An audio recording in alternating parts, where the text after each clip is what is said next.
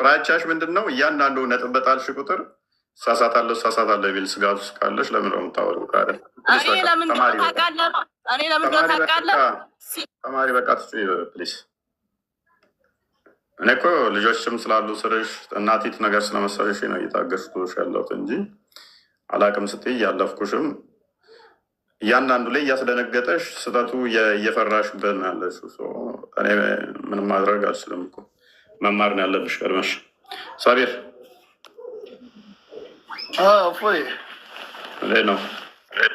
ሰላም ና ሁሉ ተማም አላ አልሐምዱሊላህ። አይን አላ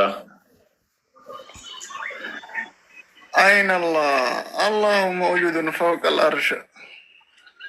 መቼ ነው እንደዛ ነው? መቼ ነው እንደዛ አለው? እነ ረበኩም ላሁ አለዚ ኸለቀ ሰማዋት ወልአርደ ፊ ሲተቲ አያሚን ሱመ ስተዋ ዐለል አርሽ ነው። ከዛ በፊትስ? ከዛ በፊት ወካነ አላሁ ማ ካነ ቀብለሁ ወላ ሸይእ ነው። ኦኬ አርሹስ? አልኩ እኮ አልገባም። አረበኛ እንደምታክሰው አረበኛ አርሹ ነበር። አርሹ ከላይና ከታች አለው በዛን ሰዓት ምንድን ነው የሚለው ቁርአኑ? ጌታችሁ ሰማያትና ምድርን ፈጠረ ከዛ ከአርሽ በላይ ሆነ። አርሹን እሱ እኮ ነው ፈጠረው። አይ ኖ እኔ ከዛ በፊት እኮ ነው የጠየቅኩህ። አልሰማኝም? የጠየቅኩህን ሰማይና ምድር ሳይፈጠር ነው የጠየቅኩህ እኔ። እሺ ምንድን ነው ጥያቄ? ከዛ በፊት እንዴት ነበር ነው ጥያቄ። ሰማይና ምድርን ሳይፈጥር አላህ ምክንያቱም በደንብ አስተውል። ነበር ቆላላ አርሽ ነበር አይደል? ሰማይና ምድር ሳይፈጠር አርሽ ነበር አለ እንዴ? ምን አውቃለሁ? አንተን እየጠየቅኩ ነው። ታዲያ የማታውቀው ነገር የምትጠይቃለህ? ነገርኩህ እኮ ነበር አልነበረም? አንተን እየጠየቅኩ ነው። ኮንፈርሜሽን ነው። ኢንፎርሜሽን ነው። ኮንፈርሜሽን እንድሰጥ ኢንፎርሜሽን ሳይሆን ኮንፈርሜሽን አለ ወይንም የለም የሚል የሚገባህ ከሆነ አላህ መጀመሪያ ነበረ፣ ከዛ ፍጥረታትን በአጠቃላይ ፈጠረ፣ ከአርሽ በላይ ሆነ። አርሽም እኮ ከሱ በኋላ ነው የተፈጠረው። ምንድን ነው ጥያቄ? ከማ በኋላ ነው እንዴ? አርሽ መቼ ነው የተፈጠረው? እሺ አርሽ መቼ ነው የተፈጠረው?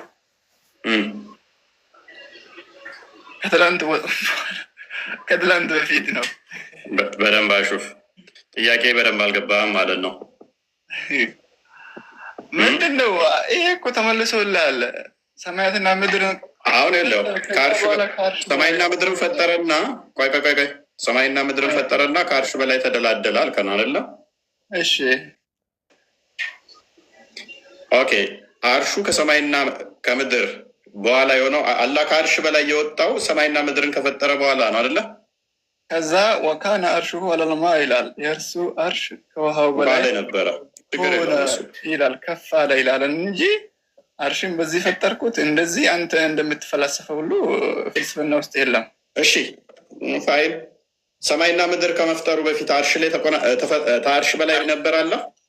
አልነበረም። እንደዛ አላለም። አንተ ነው ያልከው እንጂ። ስለዚህ ሰማይና ምድርን ከመፍጠሩ በፊት አላህ ከአርሽ በላይ አልነበረም። ሰማይና ምድርን ከፈጠረ በኋላ ነው ከአርሽ በላይ የሆነው አይደለ? እንደዛ ነው። ቢንጎ ጨረስን እናንተ። ስለዚህ አላህ ሰማይና ምድርን ከፈጠረ በኋላ ነው ከአርሽ በላይ የሆነው እንጂ አስቀድሞ አይደለም ባልከን መሰረት ሳይ ሙስሊም ነው። ገምና ዲንጎ ተስማማ ከተስማማ ያቁራሩ እንደዛው ነው ይደግፋል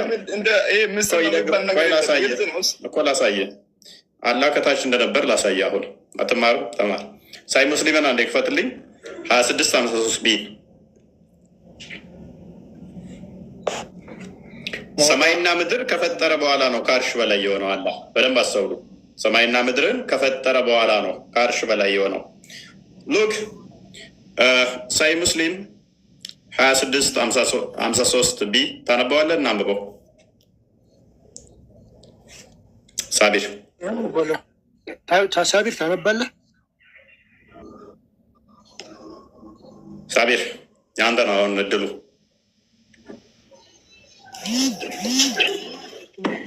አይሻ ረጋ በይና እችን አዲስ አበባን አንብቢያት። ቅድም ስጠይቅሽ ስለደነገጥሽ ነው ያስወጣሽ። አረብኛውን አድርግላት። ለምን እናንተ አታነቡትም? አንቺ ቆይ አይሻ ቀጥይ። በደንብ አሁን ይገባሻል የቅድም ጥያቄ ምን እንደሆነ። ይሄንን አነበዋለሁ። ትንሽ ሰዓት ስጠኝና ግን አንድ ጥያቄ አለኝ በኋላ ላይ። እስከዛ ሚዩት ላድርግ። እሺ ኦኬ ኦኬ። ይህንኛው ሀዲስ ዝቅ አድርገው ግልጽኛው ሳቢር። ስለዚህ ቅድም ምን ብለናል? ሰማይና ምድር ከመፈጠሩ በፊት አርሽ የለም፣ ከዛ በኋላ ነው። እንደገናም ደግሞ አላህ ከአርሽ በላይ የወጣው ሰማይና ምድርን ከፈጠረ በኋላ ነው ብለናል። I heard Allah's messenger saying, Allah ordained the measures of quality of the creation 50,000 years before he created heavens and the earth, as his throne was upon water. ሰማይና ምድርን ከመፍጠሩ በፊት አላህ ስንት ሺህ ዓመት ቆጠረ ይላል? 50,000 ዓመት በፊት ሰማይና ምድር ሳይፈጠር ዙፋኑ ምን ላይ ነበር ይላል?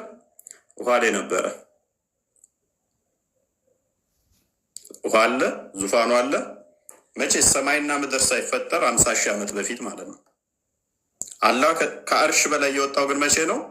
ሰማይና ምድርን ከፈጠረ በኋላ። ሰማይና ምድር ደግሞ ያሉት ከውሃው በታች ናቸው። ስለዚህ አላህ ከስር ነበረ።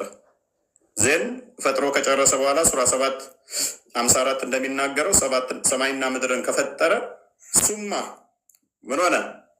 ኢስተዋ ወደ አርሽ ወጣ ማለት ነው። ዜን 7:54 ነው እንደፈተው። ውሃ መቼ ነበር የተፈጠረው ይላል ቁርአኑ ደግሞ በምድር ውስጥ ምድር ከተፈጠረች በኋላ። እዚህ ጋር ደግሞ አርሽ ላይ ነው ውሃው ይለናል። መቼ? ከ50 ዓመት በፊት ከ50,000 ዓመት በፊት። አንድ አንብበው። ሆይ አንድ ጥያቄ ልጠይቅ። የአንተ አምላክ ማን ነው? እኔ አምላክ አንቺንም እኔንም የፈጠረ ያህዌ ነው። ሰምተሻል? ስሙን ንገረኝ። ያህዌ ያህዌ ማለት ይሄ ኢየሱስ እግዚአብሔር ምናምን አይደለም። ክርስቲያን ነክ አይሻ የጀመረውን ጨረስና ቶፒኩ ሽፍት እንዳያደርግ እንቀጥላለን። እሱም ትጠይቂናለሽ። አይ እኮ ጌታችሁ ይላል። አንዴ አይሻ አንዴ የጀመረውን ጨርሱ። ጌታችሁ የሰማያትንና ምድርን በ6 ቀናት ጥያቄ ያለኝ ብዬ እኮ ነው የገባሁኝ። ጥያቄ መልስልኝ። ያንተ አምላክ ስሙ ማን ነው? የት ነው ያለው?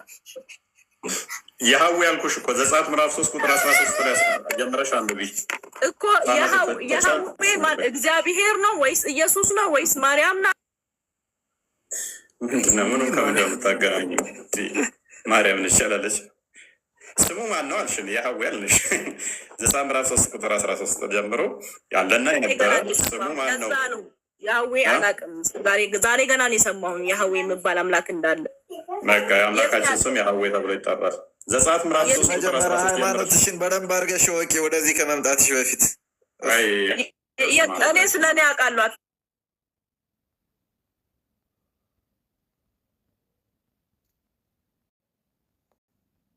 አይደለም የእኛም ፈጣሪ እንደዛ ነው አይደለም። አንተ እንደዛ አታምኑ።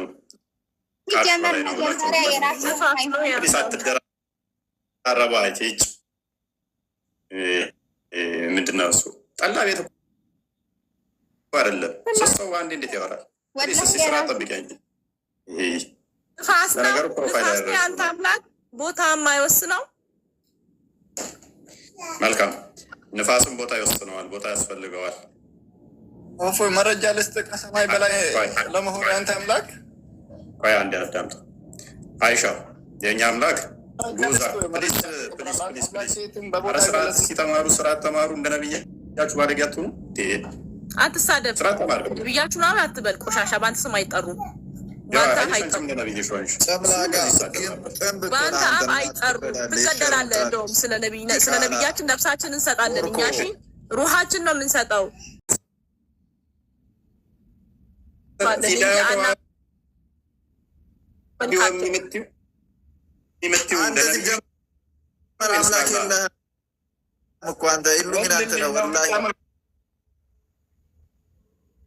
ወንድ ልጅ ከማምለኩ ጣና ሁለተኛ አምላክ ከዋቢ የምትይው ለማን ነው? ለነብይሽ አለ ወይንስ ለእናትሽ ነው? ስማ ልንገርህ፣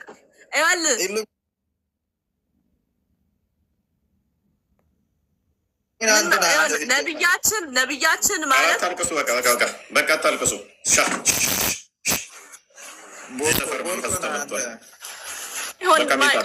ቀይ መስመር ረገጥካ። በቃ ላስወርድሽ ነው። መሐመድ ወዶ አለም እንደ ሴቶች አእምሮ በዶሎ ናቸው አለው። አንተን የፈጠረ ጌታ ፈለገበት የምትታወቀው ሲጀመር ከሱራነሽ ተማሪ በቃ ኤኒዌይስ አሁን መልሷት፣ ያነሳዋትን ጥያቄ መልሷት እስኪ ከስድብ ውጭ። ነቢያችሁ ያስተማራችሁ ይሄ ነው። ከዚህ የተሻለ መልስ የላችሁም። ካላችሁ መልሱ። እኔ ልንገርህ፣ እኔ ልመልስልህ። ቀጥል፣ መልሱ። እፎ ይሄ መጀመሪያ ልንገርህ፣ አላህ እንኳን እኔ አልሳደብም። ልንገርህ፣ አዳምጠኝ። ከአርሺ በላይም ሆነ ምንም ሆነ ማለት ነው አላህ የፈለገበት መሆን ይችላል። ምክንያቱም እንኳን አርሽን አይደለም አንተንም ከሁለት ዘር ፈሳሽ ፈጥሮሃል። ከምንም በሽንት እንድትንቀሳቀሳል። ተረጋጋ። ለራሱ ነው ሽንቱን እዛ ሱረቱ አንቢያ መጥላት ሽንቱን ሸንቶ ከመቃብር ቀሰቅሰኛል ብለህ የምትጠብቀው አንተ ነህ። እኔ እሱ ሽንት ጭርቅ አይደለሁም። ሱረት ከውሰር የሚገኘው በገነት ውስጥ ወተት የሚመስል እንትን ከዛ አላ ደግሞ መሀይም ሸይጣን ነብዬ ነው ያለ መሀይም ዛሬ ምንድን ነው ነርቫቸው ነካቸው። ገና በአንድ ጥያቄ እንዲህ ካላወቃቸው እናቅም ምን ማንገደለ ካላውቃላቅም ራሳችሁን ያስበላችሁ መሐመድ ነው ያደለው አለ ሳልሽ ስገባላቸው ጊዜ ኤሌክትሪክ እንደያዘው እንዲያደረጋቸው አይ አታልቅሱበት። ተው፣ አትረብሹ ቤቱን። ተው፣ ስርዓት ልመዱ። ባለጌ አትሁኑ። ኦኬ፣ ማን የገባው? አያት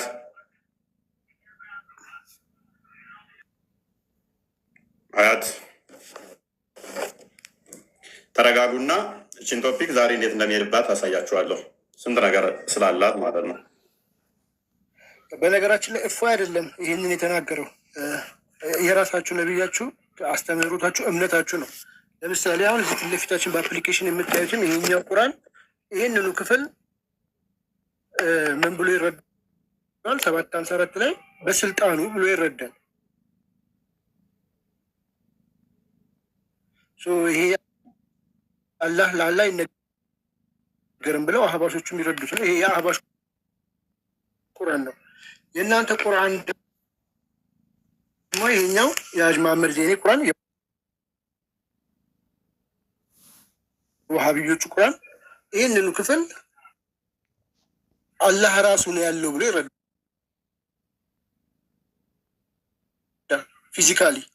ፊዚካሊ ከአርሽ በላይ ነው ካላችሁም በኋላ ስንጠይቃችሁ ለምን ጠየቃችሁኝ? እፎይ ሲጠይቃችሁ ለምን እንዲተናገርክ ተሳደብክ ልትሉ አይገባም። ስድብ ከሆነ ይሄኛው ሰውዬ ነው እየሰደባችሁ ያለው፣ ወይ ደግሞ ይሄ ቁርአናችሁ ነው እየሰደባችሁ ያለው ማለት ነው። ከዚህ አንጻር ይሁትና አስተምህሮቱ ላይ ገብታችሁ ሞግቱ። አስተምህሮታችሁ ላይ ብቻ ገብታችሁ ሞግቱ፣ አብሮ እንደዚህ የተሻለ ይመስለኛል። አይ ቲንክ አይሻ ገብታለች አስተምህሮቶች ላይ። እስቲ ትመልስ እስቲ እንደምንም ተረጋጊና ጥያቄውን ብቻ መልሽ። ደግሞ አንተ ያው ነብይ አስቤ ነው። አንቺ ነብዩ መሐመድ ነሽ? ያው ነብይ ነው፣ አስተማሪ አይደለም። ያው ዲያቆን ማለት አስተማሪ እንደማለት። ሶሪ አላህ ነው ለካ አላህ ነው የገባው። አላህ ቀጥል። እሺ ኦኬ፣ አላህ ቀጥይ። እኔ እኮ ልጠይቅህ ነው። አንተ ግን በምን አይነት በኩል ነው እኮ ቀጥይ? አላህ አትበለኝ። እኔ አላህ አንድ አምላክ ብቻ ነው። እኔ ስሜ አላህ አይደለም።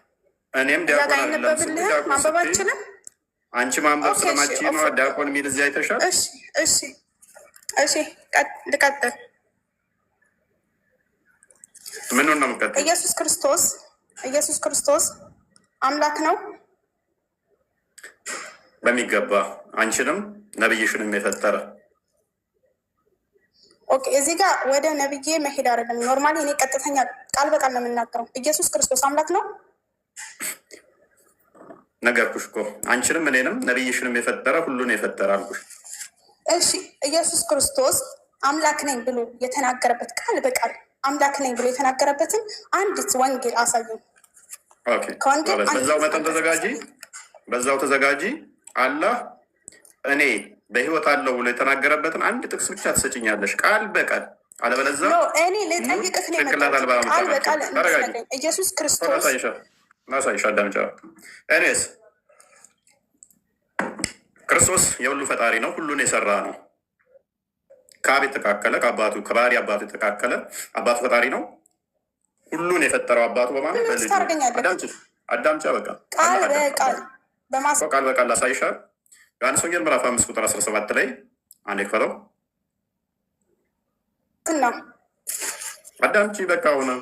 በዛውም ጭንቅላት የሌለውን አላህ እኔ በህይወት አለው ብሎ የተናገረበትን ወይም እኔ አምላክ ነኝ ቃል በቃል ሶስተኛ አካላት ጅብሪል ነግሮት መመለስ ስለማትችል አላህ አዳምጥ አዳምጣ። ምንድን ነው ሪፖርቱ ዛሬ በጣም እየመጣብኝ ነው።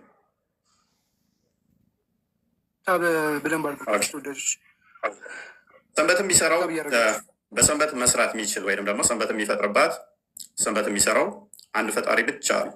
ከዛ ውጭ ማንም አይሰራም። ይሄ በቁርአኑም የታመነ ነው። አላህ ኮርጆ ሙሐመድ ለአላህ የሰጠው ማለት ነው። ስለዚህም መሳደብ አይደለም፣ በስርዓት አንብብ። ቁርአንሽ ላይ ያለ ነው። ሱራ 265 ላይ ያለ ነው። ቅዳሜ ቀን እንሰራችሁ ብሎ ዝንጀሮ ያደረጋቸው በቅዳሜ መስራት የሚችል መፍጠር የሚችል መስራት የሚችል ማን ብቻ ስለሆነ አላህ እኔ ብቻ ነኝ ብሎ ያምን ነበረ።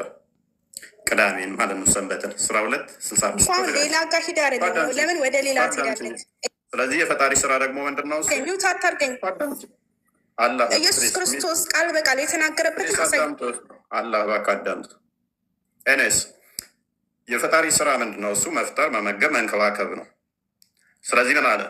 ስለዚህም በሰንበት ይህንን ስላደረገ አይሁድ ኢየሱስን ያሳድዱት ነበር፣ ሊገሉትም ይፈልጉ ነበር። ለምን? በሰንበት መስራት የሚችል ፈጣሪ ብቻ ነው እንጂ በአይሁድም ሕግ ሰንበት ማንም ሊሰራት አይችልም። እንደ ቁርአንሽም አስተምሮ ሱራ 265 ላይ ደግሞ ከፈጣሪ ውጭ ሰንበት ማንም የሚሰራባት የለም። በሰንበት እመለስበታለሁ። ቁርአኑ ተወለ ጊዜው በሰንበት የሰሩትም ምን እንዳደረጋቸው እንመጣለን። አላህም ተናዶ። ስለዚህ አይሁዶች በሰንበት በመስራቱ ክርስቶስ ተናደዱ። ኢየሱስ ምን ብሎ መለሰ? ኢየሱስ ግን አለ ቃል በቃል ኢየሱስ አምላክ ነኝ ብሏል ወይ? አዳምጪ ሚውት አታርገኝ።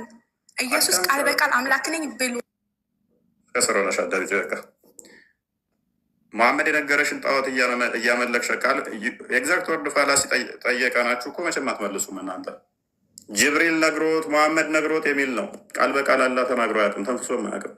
ስለዚህም ኢየሱስ ግን አለ አባቴ እስከዛሬ ይሰራል እኔ ደግሞ እሰራለሁ ብሎ መለሰ። አባቱ ማን ነው? አብ። የአብ ስራ ምንድን ነው? ቁፋሮ መቆፈር ወይም እርሻ ማረስ አይደለም። የአላህ ስራ አላህ ይሰራል ሲባል አላህ ያርሳል ይቆፍራል ብለሽ ነው የምታምኙ?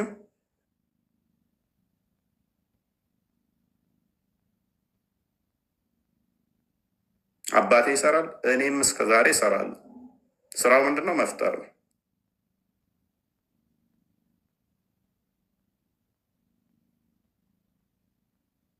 አባቱ ፈጣሪ ተንከባካቢ ነው፣ እሱ መንጋቢ ነው፣ ተንከባካቢ ነው፣ ጠባቂ ነው።